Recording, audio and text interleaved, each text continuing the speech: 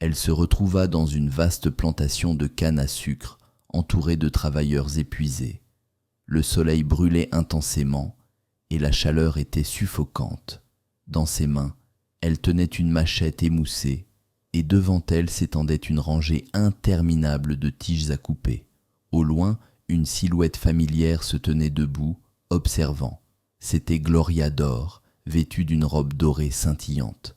Elle tenait un fouet dans une main et un carnet dans l'autre, comme une superviseuse autoritaire. « Travaille, Kara !» ordonna-t-elle d'une voix froide.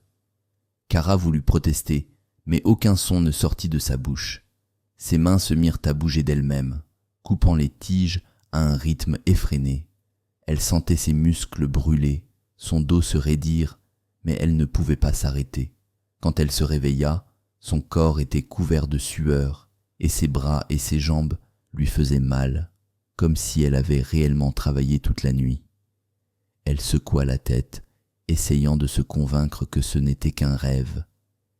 Mais les nuits suivantes, le même cauchemar revint, chaque fois plus intense. Les douleurs qu'elle ressentait au réveil devenaient de plus en plus insupportables et elle commençait à perdre du poids. Ses collègues remarquèrent rapidement son état.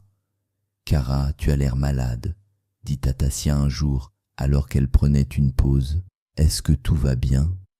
Kara hésita à se confier, mais finalement, elle raconta tout, les rêves, les douleurs et l'étrange sensation qu'elle avait depuis qu'elle avait accepté l'argent de Gloria.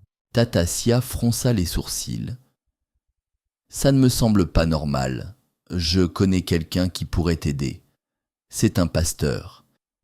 Il a aidé beaucoup de gens dans des situations similaires. » Ce soir-là, Tatassia accompagna Kara à une petite église située dans un quartier tranquille. Le bâtiment était modeste, avec des bancs en bois et des bougies qui illuminaient doucement l'intérieur. Le pasteur, un homme d'une 50aine d'années avec une présence imposante, les accueillit chaleureusement. « Parlez-moi de ce qui vous tourmente », dit-il à Kara, sa voix grave mais bienveillante. Kara raconta son histoire, du vol qu'elle avait subi à l'aide de Gloria, en passant par les cauchemars incessants. Le pasteur écouta attentivement, hochant la tête de temps à autre.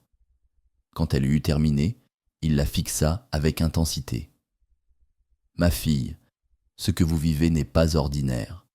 Vous avez accepté une aide, mais cette aide venait avec des attaches spirituelles. Vous êtes liée à un pacte. » Kara sentit un frisson parcourir son corps,